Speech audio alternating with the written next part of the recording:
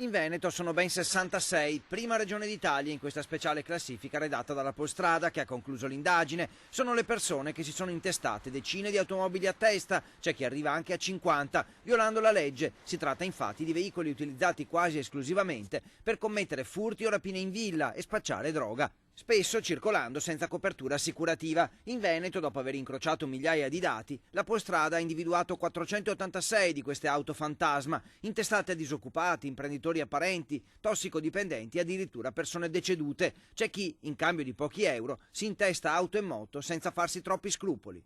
Siamo un po' la regione che ha più intestatari e quindi sì, alla fine siamo venuti a questo numero anche grazie ad un lavoro di confronto di tutti quanti i dati che avevamo a disposizione.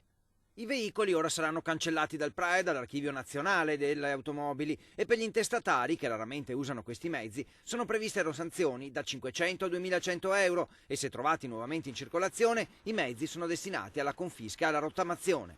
Queste autovetture intestate fittiziamente a delle persone vengono poi utilizzate dalla criminalità comune, organizzata, anche soprattutto dalla delinquenza che proviene dai paesi dell'est, per poterli utilizzare appunto per la commissione di reati.